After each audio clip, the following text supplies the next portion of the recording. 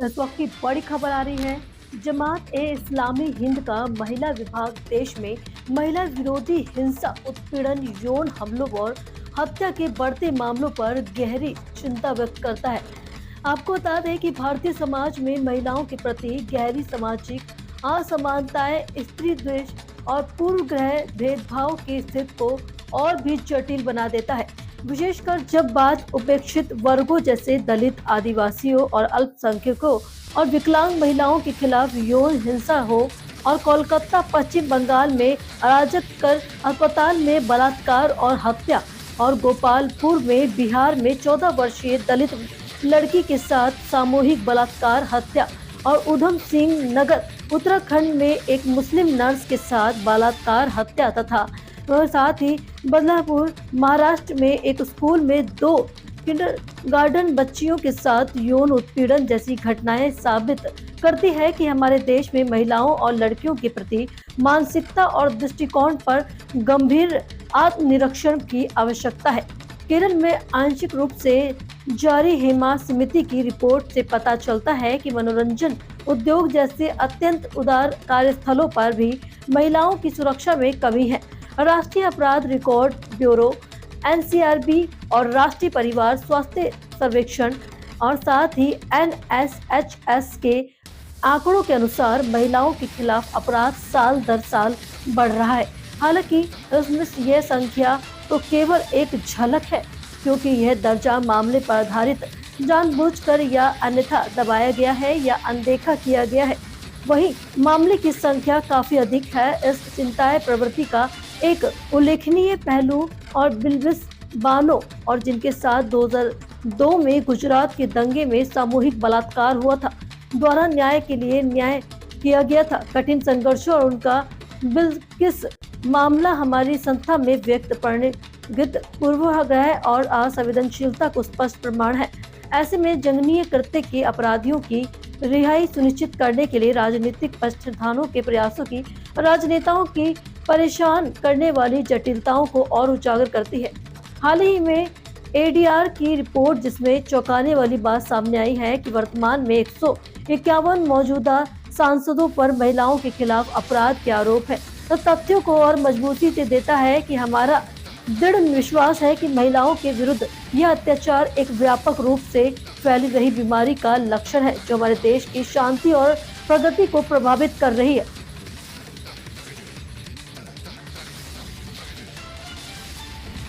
अभी बहुत सारी बातें सामने आई हमारी बातची के जरिए से, लेकिन उसकी बहुत सारी जो वजूहात बताई आपने, कहा सरकार को क्या संदेश देना चाहती हैं, तो हम सिर्फ सरकार को संबोधित नहीं कर रहे हैं, बल्कि हमारा एड्रेस पब्लिक के लिए भी है, सिविल सोसाइटीज़ के लिए भी है, गवर्नमेंट के लिए भी है। हम आवाम को भी इस बारे में झंझोड़ना चाहते हैं कि ये हम सब का काम है। और गवर्नमेंट की जो पॉलिसीज़ हैं, जो उनका डेटा है, वो अभी पार्लियामेंट हाउस का जो नक्शा है वो अभी बाजी के ज़रिए थ्रू सामने आया कि 170 MPs ऐसे हैं जिनके खिलाफ अटेम्प्ट टू मर्डर के केसेस दर्ज हैं। तो जो कानून बनाने वाले हैं वो खुद इस्लाह के उनकी कोशिश की जानी चाहिए कि उनकी इस्लाह होनी चाहिए। तो हम चाहते हैं कि जो भी समझदार तबका है उसको आगे बढ़ना चाहिए, बगैर किसी फ़र्क के, तबकात के फ़र्क के, गिरोह के, मसलक के फ़र्क के। हम सबको आगे बढ़ना चाहिए और अपनी ज़िम्मेदारी को महसूस करना चाहिए। हम देखते हैं कि 13 साल से लेकर 17 साल तक के जो बच्चे हैं, उनमें से 73% बच्चे ऐसे होते हैं जो पॉर्न वेबसाइट्स का विजिट कर चुके होते हैं। ये डाटा है। तो हम ऐसे समाज से किस सभ्यता की उम्मीद रख सकते हैं? और इसको आगे बढ़ाने वाला, जहाँ बहुत सारे फैक्टर्स हैं जिनको अभी बाजी ने आपके सामने दर्शाया, लेकिन उनमें से एक फैक्टर कॉर्पोरेट कल्चर भी है। आप देखिए, एक मिसाल है कि अगर हम वैलेंटाइन डे को फ़रोग नहीं देंगे तो बहुत सारे फूल नहीं बिकेंगे, बहुत सारे होटल्स बुक नहीं होंगे, बहुत सारे गिफ्ट्स के आइटम्स नहीं बिकेंगे और बहुत बड़ा बिजनेस नहीं होगा। और अगर ये बिजनेस नहीं होगा तो कॉर्पोरेट कल्चर को वो फ़रोग नहीं मिलेगा। तो वो भी एक बहुत बड़ा फैक्टर, वो भी एक बहुत बड़ी बात है कि उसको, बिजनेस को बढ़ाने के लिए इस कल्चर को आम किया जा रहा है। और अगर हम इस कल्चर को आम नहीं करेंगे तो चैटिंग के लिए डेटा डलवाने की भी ज़रूरत नहीं होगी, इतनी ज़्यादा, इतनी बेचैनी नहीं होगी। और जब इन मशगूलियात में यूथ मसरूफ़ हो जाएंगे तो बेरोज़गारी उनके लिए मसला नहीं होगी, बीमारियां उनके लिए मसला नहीं होगी, शादियां टफ होंगी तो मसाइल भी और होंगे। फिर इन मुद्दों की तरफ से ध्यान हटेगा। यानी एक शख्स, एक लड़की बेरोजगार आदमी के होते हुए भी उसको कबूल करने को तैयार है।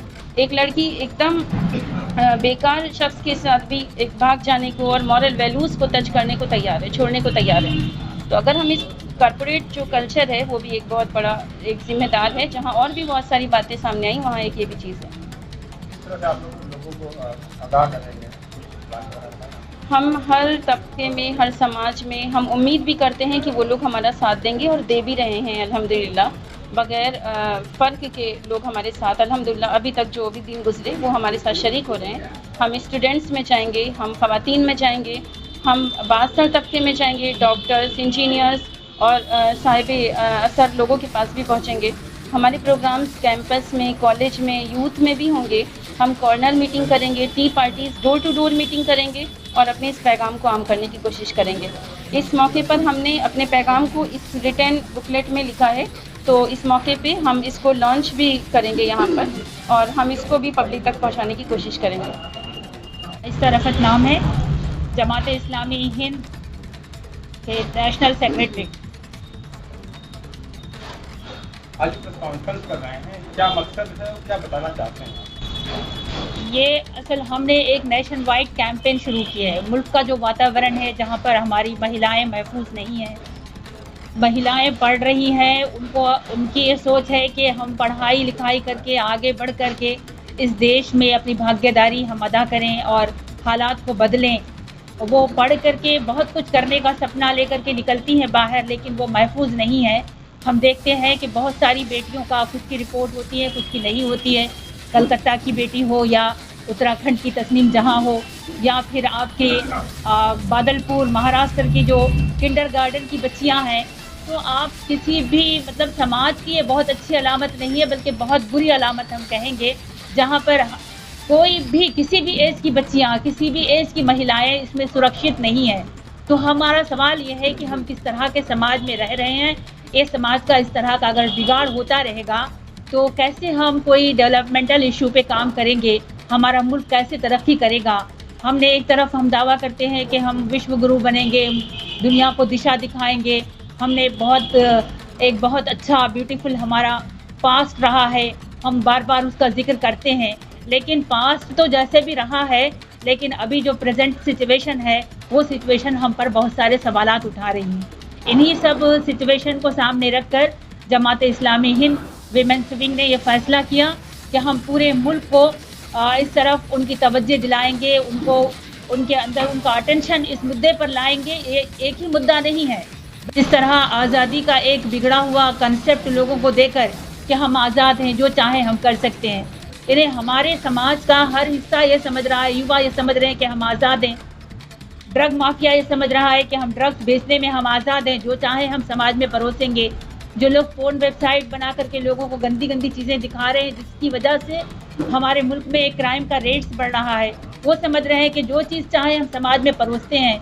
लेकिन समाज ऐसा नहीं चलता। समाज में कुछ उसूल होना चाहिए, कुछ मॉरल वैल्यूज़ होना, और हमेशा मॉरल वैल्यूज़ को हम फॉलो करते रहें। इतनी बड़ी हिस्ट्री हमारी इंडिया की, जिस मुल्क में हम रहते हैं, मिलजुल कर रहते हैं, यहाँ पर लोगों का हमेशा ये फिक्र रही है कि हम मॉरल वैल्यूज़ के फ्रेमवर्क में ज़िंदगी गुजारें, एक दूसरे का रिस्पेक्ट करें, एक दूसरे से मोहब्बत करें, एक दूसरे की फ़िक्र करें, बजाय इसके कि आज मतलब हर आदमी एक दूसरे से नफ़रत करना, एक दूसरे पे हमला करना। और माना कि महिलाओं को बहुत मुकाम दिया गया हमारे हिंदुस्तानी सिविलाइजेशन में, हमेशा से एक तरफ देवी बना के पूजा करते हैं, दूसरी तरफ उसकी जान लेते हैं, तो उसके जिस्म के आर्गन भी निकाल के ख़त्म कर देते हैं। यानी जिस तरह की बहुत ही घटना हुई है, इतनी बुरी घटना जो उत्तराखंड में हुई या कलकत्ते में हुई, दोनों की इंटेंसिटीज़ को अगर देखा जाए तो इंसान के रोंगटे खड़े हो जाए कि हम किस तरह के समाज में रह रहे हैं। तो ये बहुत शरीफ लोगों